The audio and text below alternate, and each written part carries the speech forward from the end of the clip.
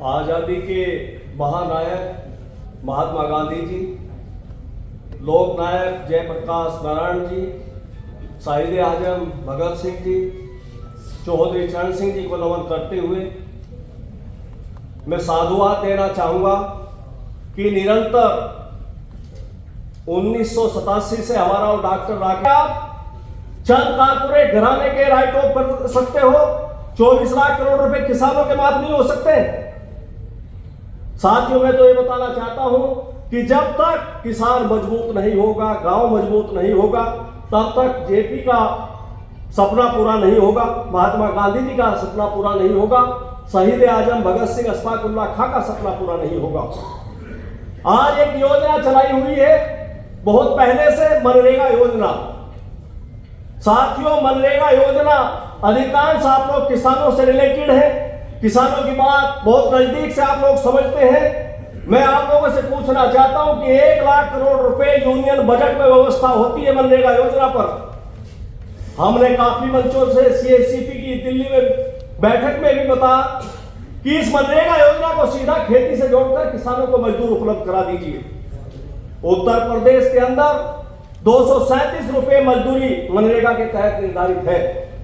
उत्तर प्रदेश के काफी लोग यहां बैठे हैं, बताएं कि 237 रुपए में मजदूर मिल जाएगा क्या?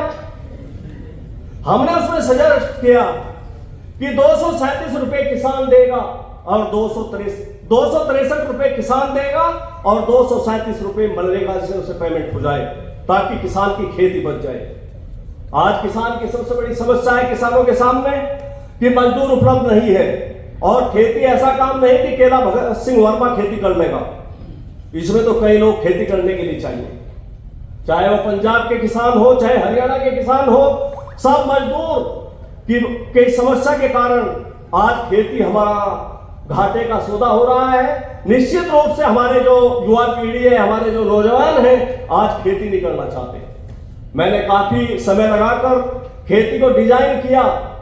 साथियों, आज भी इस देश की खेती इस देश के 5 करोड़ युवाओं को रोजगार दे सकती है। लेकिन अब 5 करोड़ की बात तो क्या करें, एक किसान खेती करने की तरफ नहीं जाना चाहता, तो कैसे खेती बचेगी? और जब खेती नहीं बचेगी, गांव नहीं बचेगा, नौजवान नहीं बचेगा, तो देश कैसे बचेगा? तो आप लोग एक वाच करना चाहिए आप लोगों को। बहुत कहते हैं साहब विकास हो रहा है देश में, हो रहा है विकास, हाईवेज बन रहे हैं, एयरपोर्ट बन रहे हैं, बड़े बड़े रेलवे स्टेशनों को सुसज्जित किया जा रहा है। साथियों, यदि हम बात करें आजादी से 2013 तक, तो जो आंकड़े हैं सरकार के, वो बताते हैं कि देश पर कर्ज था 55 लाख करोड़ रुपए, जो आज बढ़कर 255 लाख करोड़ हो गया। किसी किसान को फायदा हुआ है क्या? किसी मजदूर को फायदा हुआ है क्या? किसी नौजवान की नौकरी बढ़ी है क्या? तो साथियों, हमें बात करना चाहिए कि आखिर देश में हो क्या रहा है। मैं तो सजेस्ट किया था चौधरी महेंद्र सिंह टिकैत जी को 1987-88 में कि जिस तरह का हमारा माहौल है आज देश और दुनिया में, तो केवल आपको एक रास्ता इसमें निकालना होगा कि आज आपको एक राजनीतिक पार्टी, ईमानदार राजनीतिक पार्टी आपको बनानी होगी। साथियों, उस समय हमने बताया था, सिद्ध करके बताया था कि एडमिनिस्ट्रेटिव पावर, फाइनेंशियल पावर राज में नहीं थे। गोपाल राय जी हमारे साथी बैठे हैं यहां, इन्हें अच्छी तरह से मालूम है बात। तो राज के द्वारा ही आपको सब कुछ मिल सकता है। लेकिन कोई कारण रहे कि चौधरी महेंद्र सिंह टिकैत जी उस समय राजनीतिक पार्टी नहीं बना पाए। 96 में उन्होंने मेरे से कहा, भगत सिंह वर्मा तेरी बात ठीक थी भाई, अब राजनीतिक पार्टी बना लो। मैंने हालांकि जब ये कहा था कि अब कोई आपके पास इतना दुकान में सामान नहीं है कि राजनीतिक पार्टी बना के कोई फायदा हो जाए, लेकिन बनाई हम लोगों ने भारतीय किसान कामगार पार्टी। लेकिन उसका क्या हुआ, फिर अजीत सिंह जी आए, लेकिन वही रहा ढाक के 3 पाप। तो मैं तो केवल आप लोगों से यही कहना चाहूंगा, विशेष रूप से नौजवानों से कहना चाहूंगा, बहुत से मुद्दे हैं इस देश के अंदर, किसानों के मुद्दे हैं, शिक्षा, आप आम आदमी को शिक्षा मिल रही है क्या? चिकित्सा के मामले में आप देखें क्या हो रहा है आज, कितना शोषण है। एक कोई आपके परिवार का सदस्य बीमार हो जाए तो उसका इलाज कराने के पैसे आप लोगों पे नहीं है, किसान और मजदूर पर, गरीब पर। तो ऐसी व्यवस्था, इतना पैसा है, 255 लाख करोड़ रुपए आपने खर्च किया है।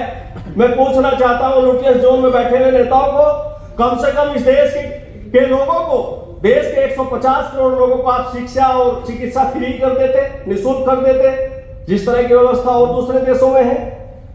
और साथ में एक प्रोग्राम हम लोग और भी चलाए हैं कि छोटे छोटे राज्यों के निर्माण से देश की उन्नति संभव है। ऐसे ही हम पश्चिम प्रदेश मुक्ति मोर्चा के माध्यम से चाहते हैं कि उत्तर प्रदेश का विभाजन होना चाहिए, क्योंकि उत्तर प्रदेश देश ही नहीं दुनिया का सबसे बड़ा राज्य है।